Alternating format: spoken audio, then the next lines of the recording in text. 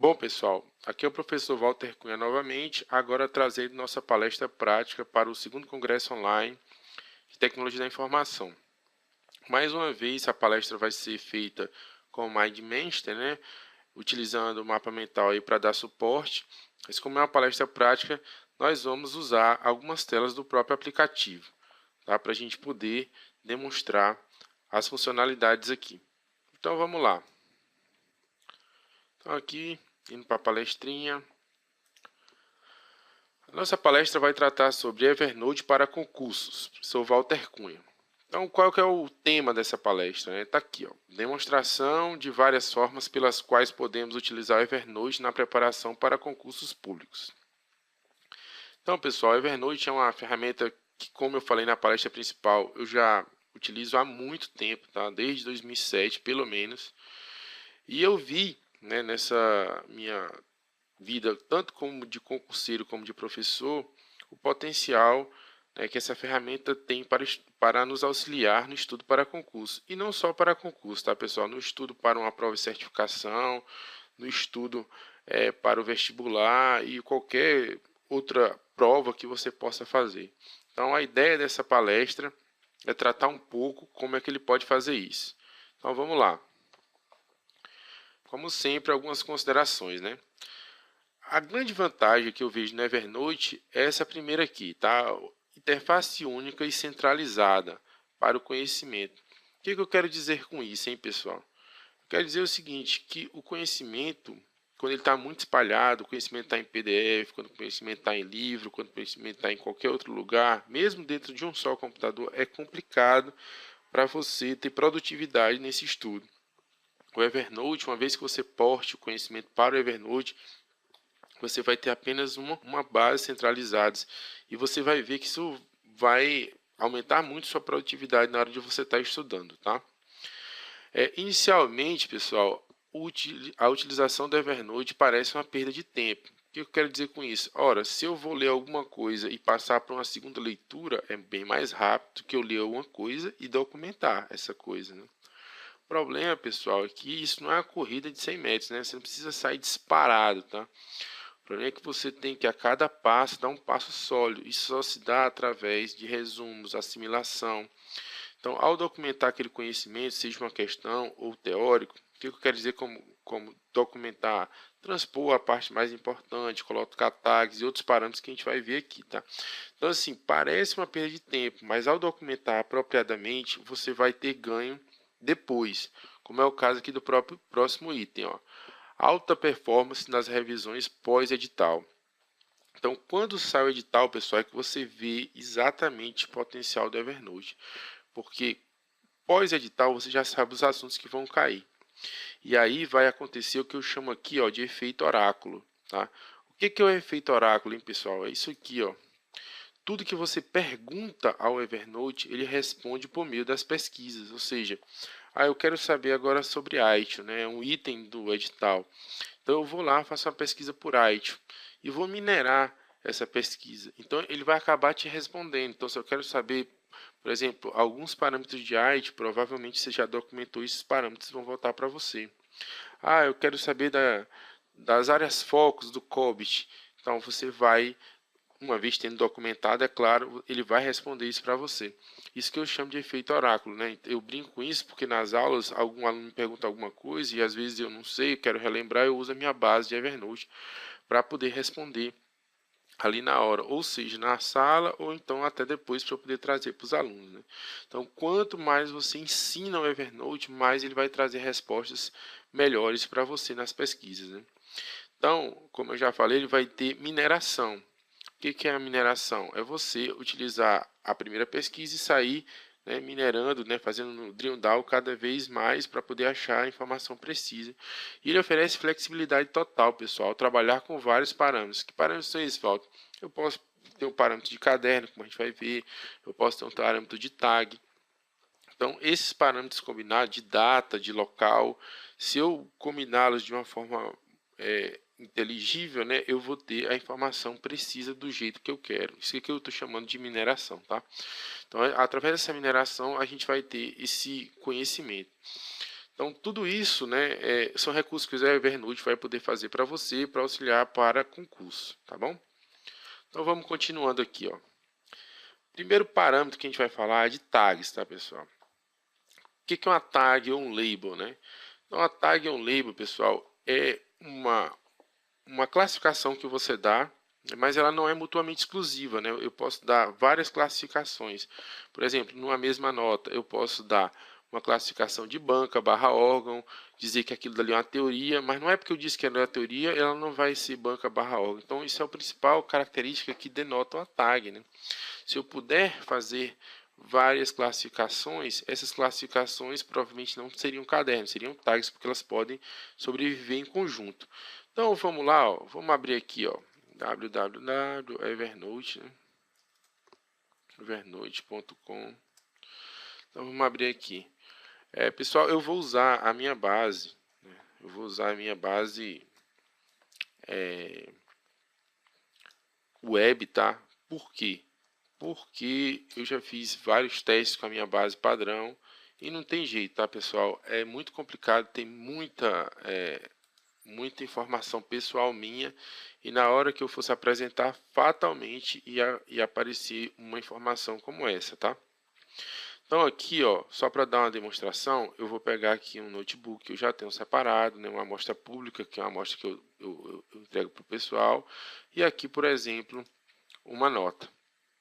Então essa nota aqui está aqui em cima, ó, Correios 2011, né? Então eu coloquei essa tag, ó, esse símbolozinho aqui, ó, tag do Correio 2011. Então nessa aqui, vamos ver qual é, ó. Aqui não tem o tag, e nessa aqui eu tenho a tag, são várias, ó, MPU 2010, Rede 2010, TSE, que é, no caso, o órgão. Então eu posso colocar várias tags em sequência. Então, voltando aqui para a nossa palestra, você vai ver, eu posso colocar banca versus órgão, eu posso dizer, pixa, eu estou estudando para PF, então vou colocar todas as questões da PF. Eu estou estudando para concursos que o CESP é mais importante, então eu vou colocar todas as questões que são CESP. Uma coisa que eu gosto de fazer muito também é separar a teoria, né, de questões, tá? Então, a teoria ela está aqui, ó, apenas trechos significativos, tá? O que eu quero dizer com isso, pessoal? Não adianta você pegar aquele texto enorme, né, e colocar como nota. Eu não gosto de fazer isso, tá? Eu gosto de colocar trechos pequenos, tá, como nota. Aqui são questões, né? Mas, ó, aqui, por exemplo, esse trecho aqui é o depoimento sobre o Evernote, né? Tem um B a mais aqui, depoimento sobre o Evernote. Então, eu gosto de colocar trechos pequenos, porque isso vai fazer toda a diferença num fator que eu vou já explicar. Então, tá aqui, apenas trechos significativos. Evite armazenar documentos inteiros, né? Então, você vai ver que alguns gurus do Evernote falam que é para você armazenar documentos, PDFs inteiros, né? Não é PDF de uma página, duas páginas que eu estou falando, tá? Aquela PDF de 150 páginas. Eu acho que para isso existe o Google, né, na internet, deixa ele lá, ou então nos armazenamentos, seja ele local, seja ele na nuvem, né? Se você tem um documento grande, bota ele na nuvem, né? Ah, eu posso jogar no Evernote porque ele vai indexar. Pessoal, pode até ser, mas olha aqui, ó, documentos grandes causam lentidão na base, somente no Evernote Desktop. Então eu acabei tirando vários documentos grandes que eu tinha lá dentro, né? Peguei a pilha de colocar um monte de documento, tirei porque o Evernote estava ficando muito lento, muito pesado. E eu vi que um dos grandes fatores, não sei se já aconteceu só comigo, foi por causa desses documentos grandes. Então desde antes, né? Eu evitava colocar documentos inteiros, né? Eu colocava trechos significativos, ou seja, notas, né? Que é aquilo para o que ele se propõe, né? São notas, tá? Então eu vejo um trecho num texto, eu salvo aquele trecho, tá? E aí se você precisar procurar em outro canto, você pode usar o Google, um indexador, né? Tipo Copernicus na sua máquina e ele vai achar para você no documento que está lá armazenado. Então fica uma dica aí para vocês, né? Apenas trecho significativo. Resumo próprio, também eu gosto de colocar, né? Cuidado só o seguinte, apontamentos pessoais podem ter defeitos. Por isso, né, que eu gosto de separar teoria, né, e eu gosto de colocar resumo próprio, eu gosto de colocar alguma indicação que aquele resumo é meu, tá? Então, se eu coloco aquele resumo é meu, eu sei que aquilo dali não é indefectível, né? Provavelmente eu posso ter algum defeito que eu possa ter colocado, é diferente de um trecho que eu tirei do Tannenbaum. Então, um trecho que eu tirei do Tannenbaum tem um respeito maior, né? A integridade daquele trecho é maior do que algum apontamento pessoal meu. Então eu gosto também de separar isso daí. E eu gosto exatamente de ter meus trechos todos lá, porque aquilo ali foi uma produção própria minha, tá? Questões, tá, pessoal? Apenas uma questão por nota. É outra dica, né? Você pode ver aqui, ó, que normalmente, ó, é uma questão por nota, tá? Questãozinha por nota. Por quê? Porque aí fica mais modular, né, pessoal? Eu tendo uma questão por nota, eu faço o que eu chamo de prontuário das questões. O que que é isso, pessoal? Prontuário da questão é você documentar apropriadamente uma questão. Por exemplo, aqui, tá? Eu pego a questão, coloco a questão aqui, o título dela, claro. E aqui, por exemplo, eu coloquei aqui, ó, tá de C para E, né, deferido com alteração. Isso quer dizer que eu tirei justamente da justificativa do CESP, tá? É questão de estilo CESP, tirei a justificativa. Nada melhor do que o próprio CESP, né, para dizer o que está errado ou não nessa questão. Infelizmente, ele só faz isso para questões que nos quais houve mudança de gabarito, né? Deveria ser para todas. Mas aí, se eu tenho essa informação, eu já documento aqui, ó. Então, está aqui a questão, está aqui a resposta da questão, ou então a justificativa pelo qual ela mudou, mas aí eu vou aprendendo com isso, tá? Então, aqui seria o prontuário da questão. Inclusive, né, ó, eu vou colocar aqui, ó, prontuário da questão, melhor resposta, no caso aquela ali seria a própria justificativa, tá?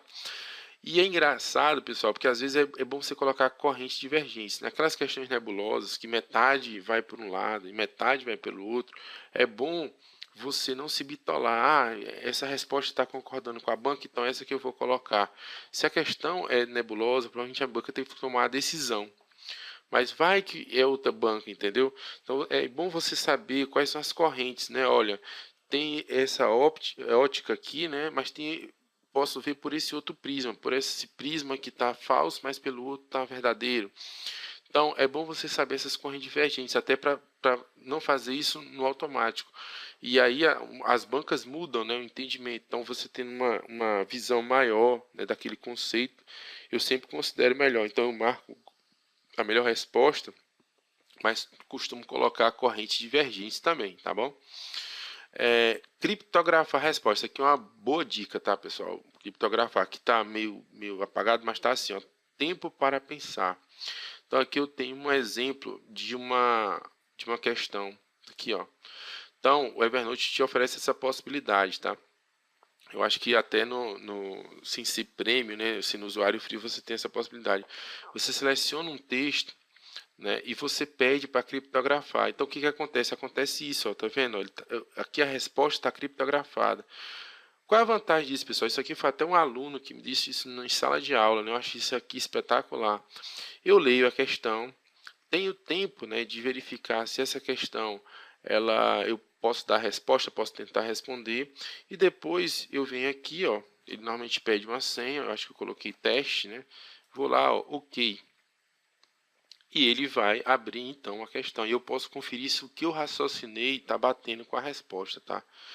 Cara, isso aqui é muito bom, né? Então é muito bom você ter as questõezinhas, né? Você pode primeiro testar e, se for necessário, você vai lá e ver qual que é a resposta, tá? Isso aqui é um dos grandes bizus dessa palestra, né?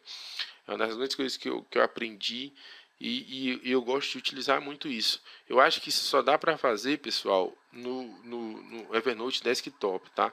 Eu não sei aqui no Evernote Web se dá para fazer. Eu já tentei fazer, mas eu não consegui, tá? Eu faço isso muito no Evernote Desktop, que é o que eu mais uso. Mais uma vez, não estou apresentando o Evernote Desktop porque tem muita coisa pessoal, mas a interface do Evernote Web ela é muito próxima, né? Eles têm essa missão de deixar uma interface mais unificada. Ainda tem alguns problemas, né, na interface web, tá chegando lá. A interface desktop é mais poderosa, tá bom? Então aqui eu falei, né, sobre criptografar a resposta para você ter tempo para pensar. Então é uma dica boa aí para quem está estudando, tá? Questões resumo. O que quer dizer isso? Pessoal, às vezes a questão é tão boa, o enunciado é tão bom e esse enunciado está correto que você pode inclusive salvar como nota não só de questão, mas como de teoria aqui em cima. Porque ao ter um apontamento correto da própria banca, que dali é um entendimento da banca sobre aquela questão. Então, normalmente eu também salvo como se fosse uma teoria, tá? Assunto, né? Questões multidisciplinares. O que eu quero dizer com assunto, tá, pessoal? Assunto é um tema, tá? Então, por exemplo, Se eu estou falando, vamos supor, de redes, né? Aí eu coloco lá assunto redes. Então, se eu estou falando sobre assunto segurança, eu coloco lá segurança, tá? Por quê, pessoal? Por exemplo, aqui, ó, essa questão aqui é de roteamento. Então, eu poderia colocar aqui mais uma tagzinha aqui chamada roteamento, tá? Eu poderia fazer isso, colocaria roteamento aqui, redes, colocaria esse monte de tags. Por quê, pessoal? Porque ao colocar isso, eu tenho, eu posso depois fazer o drill down desses assuntos chegando àquilo que me interessa. Então, eu não quero qualquer questão de roteamento. Por exemplo, eu quero uma questão de roteamento que fale do Dijkstra, por exemplo. Então, é muito mais fácil, né? Depois que eu classifico essas questões, eu não estou conseguindo, pessoal, porque esse caderno aqui está compartilhado, eu vou já falar sobre isso, né? Então, vamos pegar um caderno normal, tá? Isso aqui, ó, rede de computadores. Então, eu fiz um teste aqui, ó, teste favoritos, tá? Então, se eu for aqui, eu posso colocar um teste de redes, por exemplo. Eu posso dizer também que ele é de roteamento, etc, tá? Então, eu posso colocar esse monte de tags aqui e posso escolher o caderno mais apropriado, que seria esse aqui. A gente vai já falar sobre os cadernos. Então, eu gosto de colocar, né, os temas, os assuntos, né, os temas também como tag, tá? Isso aí vai de cada um, tá, pessoal? Eu sou de uma época, né, que o Evernote não tinha essa facilidade de gerar caderno, era um caderno só. Portanto, eu sou muito conservador na hora de gerar um caderno. Mas isso vai de cada um, né? A opção por caderno e por tag é uma opção de cada um. Hoje eu uso muita tag, né?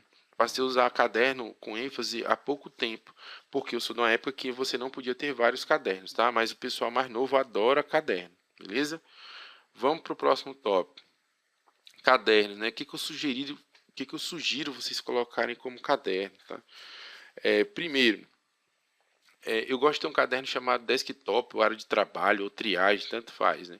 Eu faço o que? Para triagem. A vantagem de um caderno, pessoal, em relação a tag, é que quando você está no próprio caderno, né, selecionado aquele caderno, se você der um INA, né, que é o famoso atalho, né, do Evernote, eu seleciono uma nota de qualquer aplicação, né, seja web ou seja PDF, ele vai capturar aquilo e gerar uma nota, né? Hoje em dia o IA está meio esquecido, né? Porque hoje tem o Web Clipper, né? Para você utilizar principalmente na web, tá? O que seria o Web Clipper, né? Só para mostrar aqui para vocês, né? Seria algo assim, ó. Eu tô aqui com a meu book, né? Amostras, por exemplo. Então eu viria aqui, abriria ele, né? Vamos supor que eu estivesse fora do Evernote, né? Eu selecionaria isso aqui, ó. E aí eu viria aqui no meu Web Clipper, tá vendo? E ele me daria a opção de eu salvar como artigo simplificado, página. Ele tem uma opção quando você está dentro do Gmail para salvar como e-mail. Seleciono aqui o caderno que eu quero e seleciono, por exemplo, adiciono tags aqui, né? Que eu possa colocar, ó, adicionar etiquetas, tá? Então o Web Clipper hoje ele está muito utilizado, ele evoluiu demais, tá? Então, mas ele só serve, por exemplo, para web, né? Então, quando você está numa aplicação desktop, você vai utilizar aqui, ó, o INA. E aí, quando você está dentro de um caderno e der um INA, ele já salva direto dentro do caderno. Não mais no caderno default, mas no caderno selecionado. Então, isso é muito bom, porque quando você está trabalhando, você fica centralizando tudo naquele caderno. Depois, quando parou de coletar, você vai fazer a triagem daquele material, colocando, né, nos cadernos correspondentes que você queria. Então, por exemplo, quando eu estou preparando uma lista de exercícios, né, eu abro um caderno desktop aqui, jogo tudo lá dentro, né, que eu ainda estou na fase de coleta, e lá dentro é que eu faço a triagem, né, porque já está tudo separadinho, tá bom? Outro lance é o caderno túnel, né? Isso aqui eu aprendi há pouco tempo, até naquele podcast do Vladimir, né? O caderno túnel eu já fazia isso antes, fazia muito com a minha esposa, né? Que seria algo como esse caderno aqui, ó, que eu não estava conseguindo gerar a tag, ó. Esse caderno aqui, a amostra pública, é um caderno túnel entre a minha conta padrão, né, minha conta pessoal, e essa conta que eu criei de teste, tá? Então, o que acontece? Tudo que eu coloquei lá no meu caderno padrão, nesse caderno, está sendo refletido aqui. Então, é um meio de troca, né? Por isso que chama de túnel. Então, se eu criar lá e jogar lá, vai aparecer aqui para mim. Se eu criar algo aqui e jogar nesse caderno túnel, vai aparecer lá. Então, é uma forma de você trocar. Então, quando você está trabalhando, por exemplo, com uma equipe, né? você trabalhando, por exemplo, um grupo de estudos, você pode jogar lá no caderno túnel, que automaticamente, por sincronização, os outros vão ter conhecimento. Isso é o que a gente chama de caderno túnel, né? Eu falei aqui do caderno triagem, o caderno túnel. Outra coisa que está em moda, né, que eu não utilizei, é você colocar disciplinas como os cadernos. Mais uma vez, eu não sou da época que tinha muito caderno. Então, as disciplinas eu sempre coloquei como tag. Se for ver a minha base principal, está lá tudo como tag, né? Até porque eu acredito em questões multidisciplinares. Por exemplo, a questão é de direito constitucional e direito administrativo ao mesmo tempo. Mas a grande tendência hoje é você colocar disciplinas, né, como cadernos, tá? Isso é inegável. Então é melhor o cara ter um caderno de direito constitucional, um caderno de direito administrativo, um caderno de redes, né, um caderno de sistemas operacionais, embora possa haver efetivamente mistura de questões, né? Mas um argumento muito forte é o seguinte, por exemplo, se aquela disciplina não vai cair, né, no concurso, no próximo concurso que você está utilizando, então você pode jogar aquele caderno para um arquivo, tirar ele da sua vista, né? É muito mais fácil você tirar um caderno da sua vista. Por quê? Porque aquela disciplina não vai cair agora, pode ser que caia para outro, se cair para outro eu trago ele de volta do arquivo. Mas nesse momento que eu estou estudando para aquele concurso, não vai cair, né? Então, por exemplo, eu tenho um caderno lá de perícia forense, né, para quem está estudando para a Polícia Federal, mas nesse exato momento eu estou estudando para o TCU, não vai cair perícia. Então eu tiro ele da minha visão, né, coloco ele no arquivo, e se um dia voltar a ter concurso na PF, por exemplo, lá em 2016, aí eu trago aquele caderno de volta. Aí eu me rendi, tá? Então, mas eu ainda utilizo, né, disciplinas, né, como tags, mas realmente esse argumento foi muito forte, e a minha tendência agora é colocar isso como caderno, tá? Outra coisa que eu gosto de fazer como caderno é isso aqui, mas não para colocar a matéria, tá, pessoal? Isso aqui são informações sobre concursos, né? Isso é uma coisa que eu estou utilizando muito agora, né? Que são as histórias, né? Tudo para mim agora é história. Então, por exemplo, o concurso poderia ser uma história para você. O que é uma história? É algo que começa, tem o meio e tem o fim. Então, concurso que está previsto, por exemplo, a gente falou agora, né? Previsto, TCU, está previsto. Então, uma história que ainda vai começar, tá? Então, pode estar num buffer de história, uma história prevista, um concurso previsto. Eu crio lá uma pilha de cadernos previstos, coloco lá os concursos que estão previstos. Tem concurso que eu estou fazendo nesse exato momento, seja que o edital já está na praça, seja que eu já fiz a prova, então concursos correntes, são aqueles que o meu foco estão neles, né? Então, eu crio uma pilha de cadernos, né? Trato isso como pilha, são um alinhamento de vários cadernos, coloco esses concursos correntes, no qual eu tenho que ter foco. E quando passado, né, esgotado o concurso, eu jogo ele nas histórias de arquivo, concursos arquivados, ou seja, já passou, não passei, ou eu passei e já não me serve mais só para efeito de pesquisa posterior, aí eu jogo no arquivo. Tenho feito isso muito, por exemplo, em qualquer projeto pessoal. O concurso poderia ser um projeto? Poderia, por isso que eu trato dessa forma. Mas eu faço isso para sonhos, né, objetivos, viagens. Então, tem as histórias previstas, né, as histórias correntes e as histórias que eu devo arquivar, tá? Então, isso foi uma ideia boa, né, de tratar tudo como história, né, qualquer coisa que se delongue mais do que uma tarefa simples, eu trato como história, né? Projeto é um nome muito forte, né? Então, para ser um negócio mais abrangente, mais pessoal, né, mais personalizado, eu trato como história, tá? Fica a dica aí para vocês também. Então, vamos continuando aqui. Multimídia, tá, pessoal? Abuse da multimídia, né? Então é sempre bom, eu não sei se eu coloquei aqui tá aqui uma, ó. Então, pô, utilize figuras, né? Utilize fotos, principalmente. Eu estou batendo muita foto agora com o recurso de você capturar. Eu vejo um quadro, às vezes eu faço um esquema manuscrito, eu já bato foto para aquilo não se perder, não ir para o lixo, tá? Então, tudo que contribuir para o entendimento da questão, seja um manuscrito, seja uma figura, coloque lá na nota, tá? O Evernote serve para isso, tá bom? Então, aqui, ó, fotos de manuscrito é o que? Você fez um rascunho ali no papel de pão, beleza, bota lá. Com a vantagem que ele passa o OCR lá, se tiver uma palavra lá inteligível, ele vai detectar. Uma vez aconteceu comigo, né? Eu fiz uma pesquisa, apareceu uma foto de um amigo, né? Porque a palavra-chave que estava lá estava escrito na camisa do meu amigo. O Evernote pegou isso. E não era uma foto de perto, era uma foto de longe, mas ele foi lá, renderizou a imagem e passou o OCR e pegou, tá? E aí foi que eu descobri essa parte do OCR, que o OCR dele é muito poderoso. Então, o professor está dando aula, bata uma foto do quadro. Nesse tudo eu estou falando de imagem, tá? Ele ainda não tem um recurso de vídeo ainda muito apurado, não. Foto do quadro, tá? Vai lá, professor, fez um quadro que não dá para perder. Em vez de você ficar perdendo tempo lá escrevendo no caderno, bate a foto, faz isso em casa depois. Preste atenção na aula e faz isso em casa. É bom sempre escrever para poder assimilar melhor. Mas faz isso em casa, né? Com calma. O professor ali é caro, né? Aquele tempo tem que ser bem aproveitado. Recurso que está sendo utilizado muito hoje é o áudio, né? Então você pode hoje, por exemplo, gravar as aulas do professor direto no Evernote, né? É claro, é sempre bom pedir permissão, né, pessoal? Não é nem aquela questão de direito autoral, tá, pessoal? Porque às vezes o professor, quando ele sabe que ninguém está gravando, ele se sente mais à vontade, né?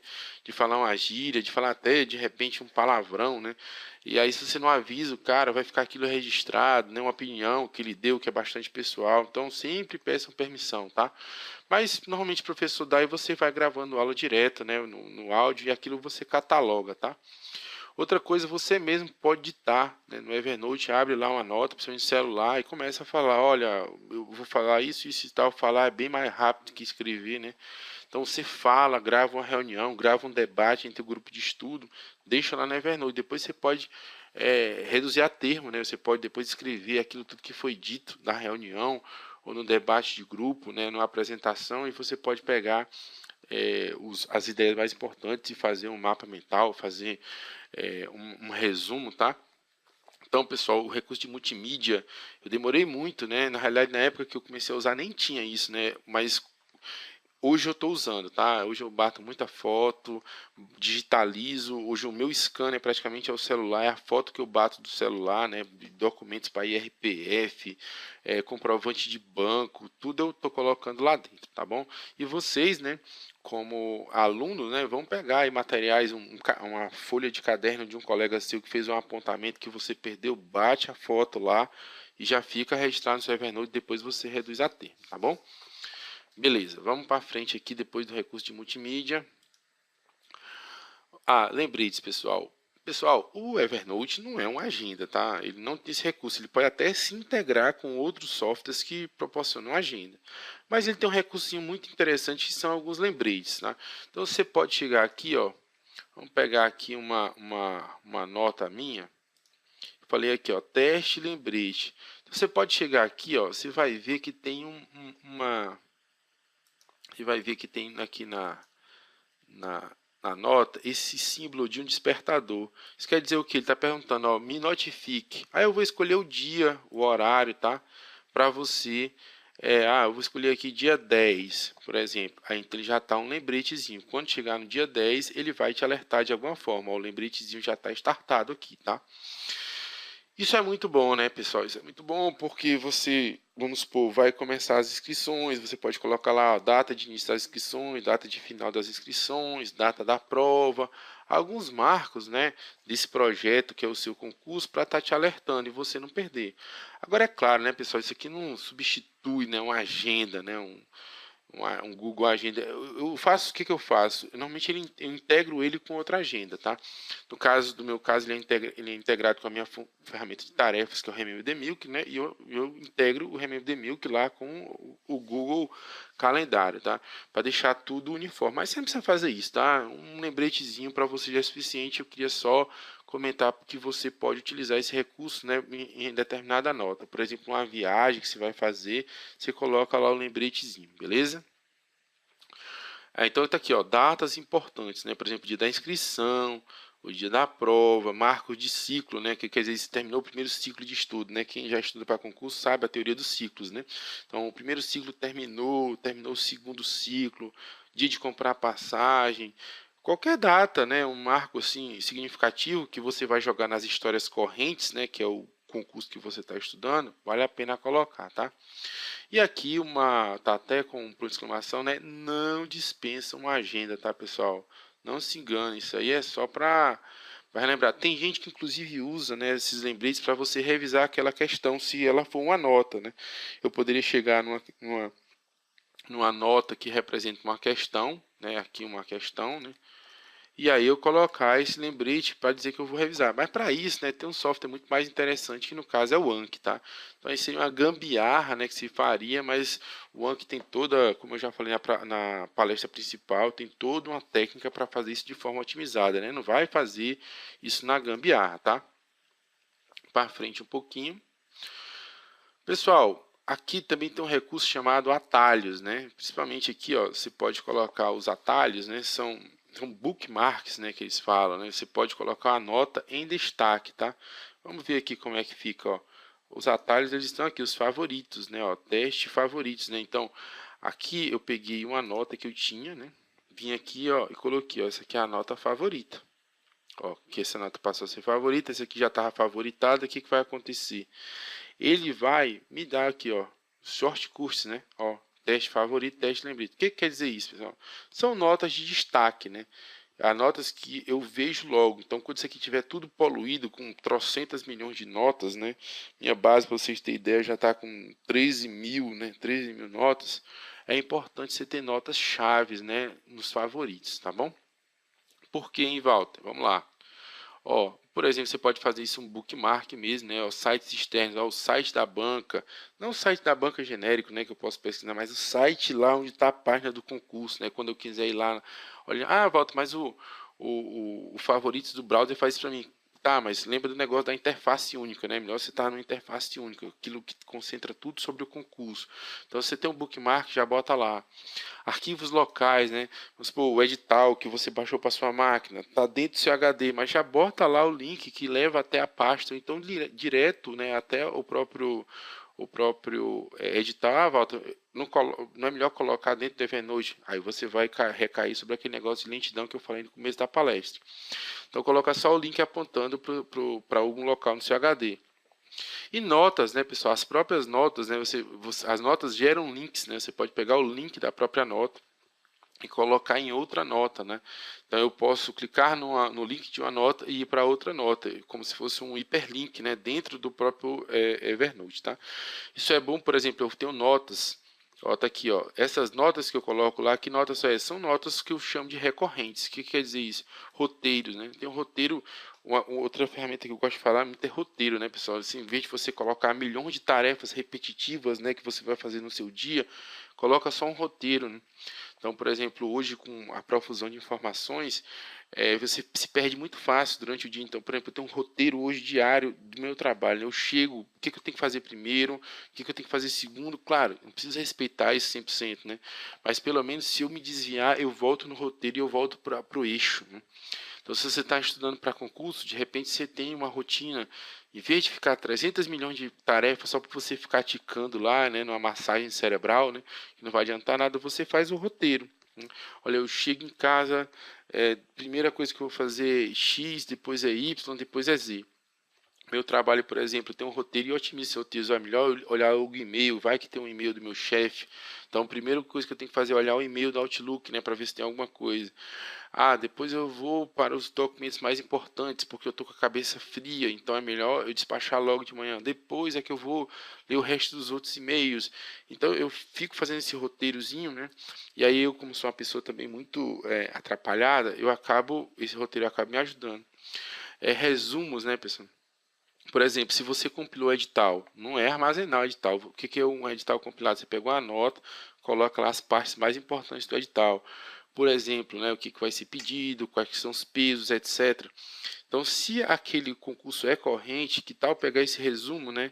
Toda hora você vai ficar indo olhando o edital, então olha só a nota, né? Você vai aqui no short course, né?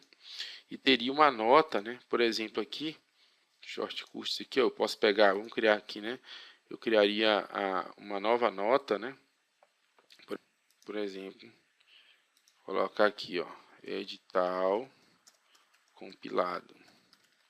E aqui as informações mais importantes. E aí, o que eu vou fazer, hein, pessoal? Vou pegar ele, ó, vem aqui nas minhas notas, né?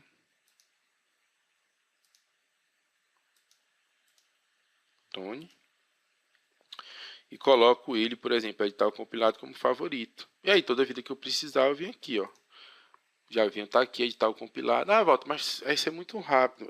Mas quando você tiver com 10 mil notas, isso vai fazer toda a diferença, tá? Então aqui, ó, roteiro, resumo, edital compilado, planejamentos, né, pessoal? Assim, um planejamento, um rascunho de planejamento. Ah, Walter, é bom ter uma ferramenta de gerenciamento de projeto pessoal. Não precisa, tá? Ferramenta de planejamento de projeto, ela é muito boa quando você tem um projeto muito grande, né? Essas coisas menores, você pode fazer um rascunho mesmo, vai lá planejando, olha, eu vou primeiro fazer isso, vou primeiro fazer aquilo, a nota é editável, né? Eu faço isso muito para viagem, né? Na viagem eu vou rascunhando, em vez de ter aquela ferramenta rígida, o Evernote ele te dá uma flexibilidade monstruosa, então você vai rascunhando e vai fazendo, vai melhorando.